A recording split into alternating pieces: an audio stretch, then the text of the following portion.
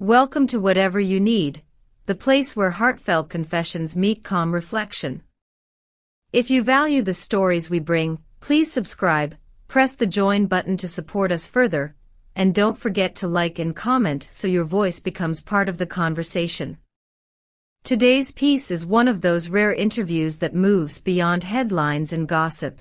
It takes us into the quieter chambers of a public figure's inner life, where love once lived and lessons remain. There are romances that begin under studio lights and fall apart when the cameras stop rolling. Then there are those that spill over from screen into life and become part of popular memory. Hazal Subaşı and Erkan Meriç once belonged to the latter category. Their partnership, forged amid scripts and rehearsals for the series Adini Sankoy, was observed and adored by an audience who believed the chemistry they displayed on television had translated into something steadfast off-screen. For a time, they seemed to embody the ideal pairing, two young actors growing professionally and personally alongside one another, their affection mirrored in thousands of households across the country. When the relationship ended, the reaction was immediate and intense. Fans who had invested emotionally in the couple felt bereft, tabloids and social feeds filled with conjecture about causes and culprits. Despite the chatter, both actors chose restraint over spectacle. They retreated into silence, allowing rumors to swell around the empty spaces left by their withdrawal from public commentary. That silence lasted years, turning what had been an intimate chapter into persistent curiosity. Recently, after years of avoiding the subject, Hazal Subaşı allowed herself to speak about that chapter of her life in a manner that was neither defensive nor performative. Rather than offering explanations that might satisfy a tabloid's appetite, she offered reflection, a candid articulation of how certain experiences imprint on a person's heart and shape the texture of later love. She conveyed that something from that relationship remains irreplaceable, not merely a memory but a kind of emotional benchmark. Subsequent relationships, she suggested, have not restored the same sense of completeness or inner calm she once knew. This was not a dramatic plea intended to rekindle a romance. It was an elegiac observation about the singularity of some connections. Hazal's tone carried gratitude alongside melancholy. She emphasized growth, how those years matured her and taught lessons that remain useful today. Her words read like the testimony of someone who has measured the distance between youthful attachment and mature understanding, and who can now describe both with clarity. To fans, this admission dismantled several tidy narratives. It suggested that love's failure can be structural rather than personal, that relationships are as vulnerable to external pressures as they are to internal discord. For many, this explanation provided relief. It allowed the story to be read not as a scandal but as a human experience that fits within the ordinary contours of life. As soon as the interview circulated, social channels brimmed with responses that mixed nostalgia and tenderness. Longtime admirers posted clips from the show that had once made them believe in the couple's story. Others shared personal anecdotes about how the pair's on-screen intimacy had shaped their own romantic expectations. Some comments were wistful, others offered hope, speculating about reconciliation.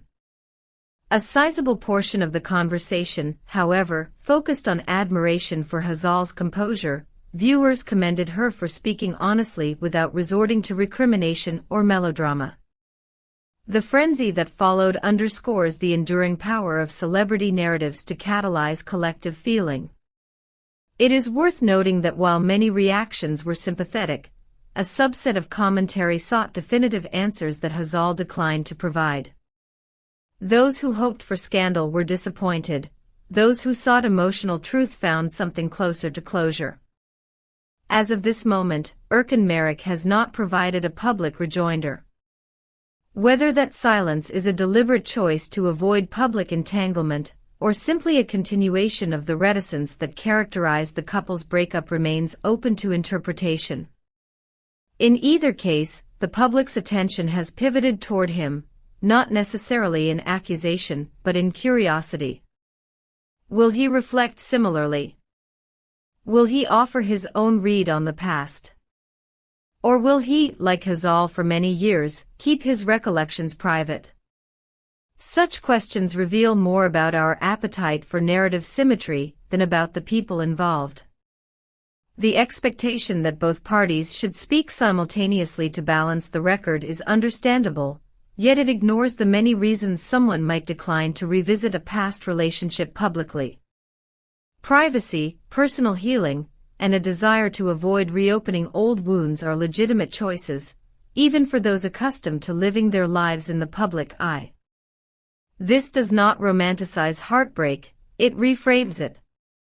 The experience of being deeply connected to someone who later becomes someone from the past can be devastating and clarifying at once. Hazal's approach, which blends tenderness with boundary, suggests a pathway through such experiences that privileges learning over blame.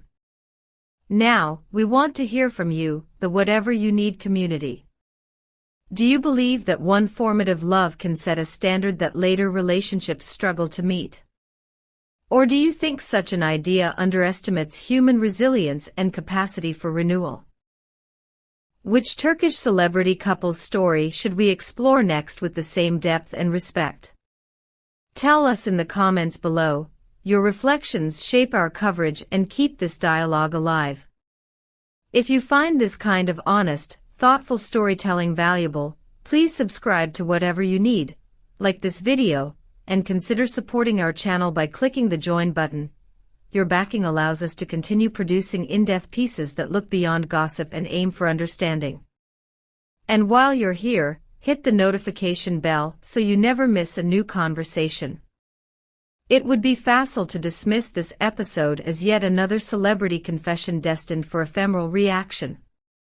Instead, Hazal Subaşı's decision to speak, modestly, with reflection rather than accusation, invites a wider cultural moment, the chance to reconsider how we process romantic failure, especially when it happens to those whose private lives are public property. Her narrative asks us to consider compassion over consumption, nuance over spectacle. To watch a public figure articulate an experience of lingering affection yet unequivocal acceptance is to witness a rare kind of candor, one that might help listeners reconcile their own unresolved attachments. For many, the conversation that follows such a confession carries therapeutic value. It makes space for the messy, incomplete, but ultimately instructive nature of human relationships. As we close this piece, let us keep two things in mind. First, that some loves leave permanent traces without demanding a permanent present, and second, that public figures are also repositories of private pain and private growth. Hazal Subaşı's words do not answer every question, nor do they aim to, rather, they offer a humane account of what it is to love, lose, and endure. If this report resonated with you, please show your support by liking, commenting, and subscribing to Whatever You Need. Consider joining our membership to help sustain long-form stories like this one. Share your thoughts below. We read every message and build our future episodes from your suggestions. Which celebrity's story should we unpack next with the same empathy and rigor? Thank you for spending your time with Whatever You Need. Until our next deep dive, take care of your heart, and remember that every story, no matter how public, holds a private lesson.